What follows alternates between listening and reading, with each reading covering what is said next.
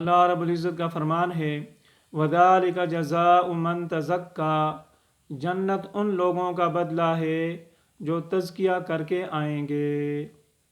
दुनिया में हम देखते हैं कि जब कोई आदमी अपने मुल्क से दूसरे मुल्क एमिग्रेट करना चाहता है तो उसके मुख्तलिफ़ किस्म के टेस्ट किए जाते हैं कि इसको हेपाटाइटिस सी नहीं होना चाहिए और इसका HIV पॉजिटिव नहीं होना चाहिए और इसका कोरोना नहीं होना चाहिए। तो जब दुनिया वाले इन बीमारियों वाले आदमी को अपने मुल्क में नहीं छोड़ते कि ये मुतअद्दी बीमारियां हैं, दूसरों को लग जाएंगी, तो अल्लाह रब्बुल इज़्ज़त ने जो जन्नत बनाई है तो वहाँ भी एक शर्त लगा दी कि वो आएगा, वो आ सकता है जो अपना तज़किया करा कर आए। अब अगर कोई आदमी दुनिया में अपना तज़किया न करे तो इसी हालत में मर जाए तो फिर आखिरत में उसके लिए तज़किया का इंतज़ाम मौजूद है, लेकिन वो होगा बड़ा मुश्किल। ला युकल्लिमुहुमुल्लाहु यौमल क़ियामा वला युज़क्कीहिम, काफ़िरों मुशरिकों का तज़किया तो आखिरत में नहीं होगा, लेकिन वला युज़क्कीहिम का लफ्ज़ बता रहा कि गुनाहगार मुसलमानों का तज़किया होगा। वो तज़किया कैसे होगा? सुनिए और दिल थाम कर सुनिए। क़ब्र एमरजेंसी रूम की मानद है। एमरजेंसी रूम में क्या होता है? स्कंटल स्टाफ होता है और वो आने वाले से क्विक क्वेश्चन पूछता है जिससे उसकी बीमारी की नौइयत का पता चल जाता है। जो भी पेशेंट बाहर से आएगा तो सबसे पहले वो इमरजेंसी रूम में जाएगा। वहाँ पर उससे सवालात जवाबात होंगे और फौरी तौर पर उसकी ट्रीटमेंट शुरू हो जाती है। और फिर उसके बाद बड़े डॉक्टर, सर्जन और स्पेशलिस्ट और कंसल्टेंट उसका इंतज़ार करते हैं, लेकिन फौरी ट्रीटमेंट शुरू हो जाती है।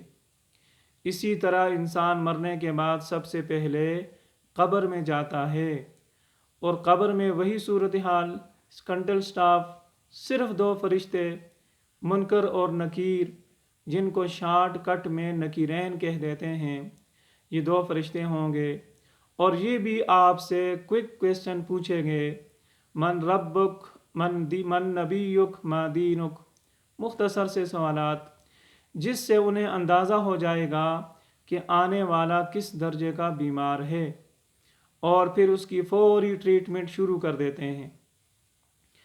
दुनिया में आपने देखा होगा कि किसी के सर में दर्द हो तो कहते हैं जी सर दबाओ ज़रा, इसके सर में दर्द है तो आराम हो जाएगा। अब जब ये गुनाहों का सर दर्द लेकर क़ब्र में चला गया तो अब क़ब्र इसको दबाएगी, क़ब्र इसकी फिजियोथेरेपी करेगी, लेकिन वो ऐसी कि हदीस में आता है कि पसलियाँ एक दूसरे में घुस जाएंगी। और फिर उसके बाद इसकी क़ब्र को जहन्नम का गड़ा बना दिया जाएगा, इसलिए कि नज़ले ज़ुकाम के मरीज़ को ऐसी एयर कंडीशन ठंडे कमरे में तो नहीं रखा जाता। अगर ऐसी आन भी हो तो उसको ऑफ़ कर देते हैं कि ये नज़ले ज़ुकाम का मरीज़ है, इसके लिए टेम्परेचर होना चाहिए। तो अब ये आदमी भी गुनाहों का मरीज़ है, अब इसकी क़ब्र को भी हाई टेम्परेचर कर दिया जाएगा, जहन्नम का गड़ा बना दिया जाएगा। फिर उसके बाद क्या होता है कि उसका इंट्रावीनस इंजेक्शन वो शुरू कर दिए जाते हैं। आपने देखा होगा मरीज़ों के सरहाने वो बोतलें लटक रही होती हैं और कतरा कतरा, ड्राप ड्राप उसके जिस्म में दवा जा रही होती है।